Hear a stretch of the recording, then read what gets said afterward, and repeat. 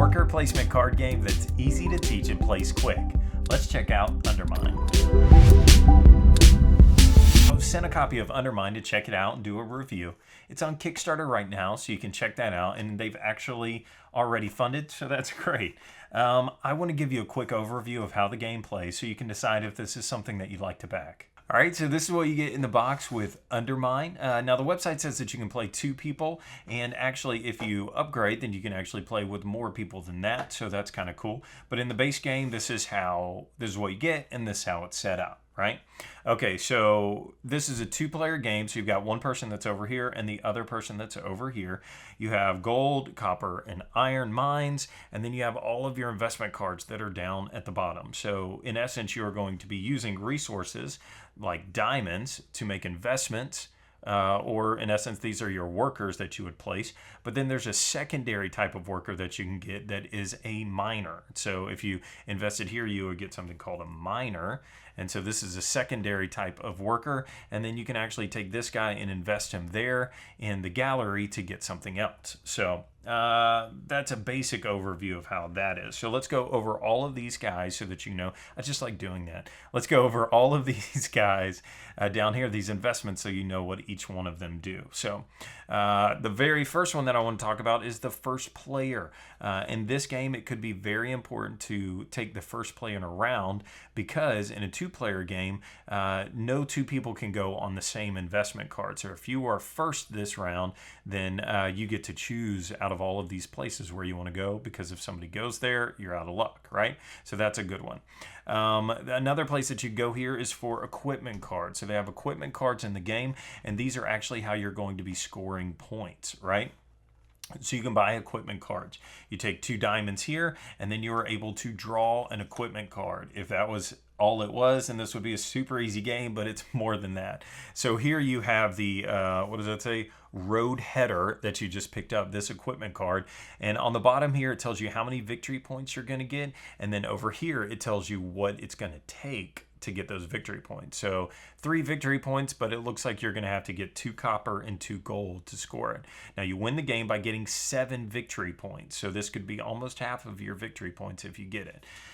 So that's how you get equipment cards. Next thing that's up is miners. So miners are kind of a secondary worker that you get. So you would take your 2 diamonds on a different turn and place them here, and then you would get to recruit 1 miner, okay? And then miners are used to go places and get things, right?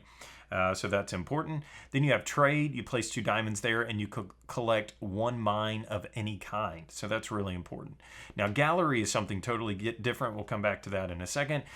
Diamonds, here diamonds this is kind of like a 2-for-1 deal. So you place 1 diamond here, and then when it's time to make collections, you get 2 diamonds for it. So if you can't do anything else, you do that. And then you have opportunity cards. Now, opportunity cards is where the luck comes into the game. And so if you like that, here's your luck aspect, right? So all different kinds of things that you get in here, like here you could collect 1 gold. You could also collect iron or copper. What else can you do? You can remove an opponent's miner, so there's some player interaction, whether you like that or not. Then there's also draw an equipment card, which is great. This is draw 1 gallery card, collect 2 diamonds, that kind of a thing. And all of those are in the opportunities. So you place 1 diamond here, and then you could get an opportunity card. And then this gallery one, right? So if you end up trading out, so you do 2 diamonds to get 1 miner, then you get 1 miner the next round, and you place them here, then you can get a gallery card, right? And so gallery cards give you a trade-off, right? So if I take 1 worker, I can get 1 item, or they have a twofer, right? 2 workers gets 2 items, so 2 miners. And so these you're going to place out on your side of the board so that you know that they're yours, and then you're able to get those resources from it, right? And then after you're collecting resources, collecting equipment cards, you're trading them in for points. So if I have the conveyor and I have a iron and a gold, I trade that in, I can get 2 victory points. Once I accumulate 7 points, ta-da, I win the game. So that's how it works. Plays pretty quick, is easy to teach. All right, high points on Undermine, right? Artwork is great. I love it. It's simple, it's clean, it's crisp. It totally reminds me of the Lego movie and all these little pieces and stuff with the blocks and the mind and all this stuff. It's really cool. I really like it. I think they did a great job on it. The size is great. This is definitely a backpack game, right? You take this, throw it in your backpack, and play wherever you're at. Because of how quick it plays and the player count that you can expand if you get extra sets, all that. I really like that. This is a game you could take to lunch, play multiple rounds before you before you have to clock in again, that kind of a thing. So portability, the quick play, it totally comes through on the whole, plays quick and is easy to teach. Definitely does both of those. So it's not a hard game. It's not a difficult game. It's not a deep game. There's only a few actions to choose. There's only a few ways to get those. So if you're looking for something really, really deep, it's not your game. You'll be disappointed.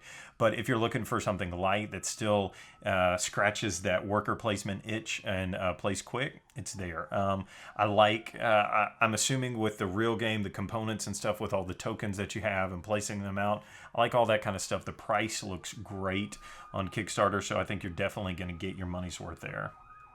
And police are going by. All right, that's it. Just go check this out on Kickstarter. See if this is something that you want to back. Make sure you hit the thumbs up and subscribe to our channel. It helps us out so much.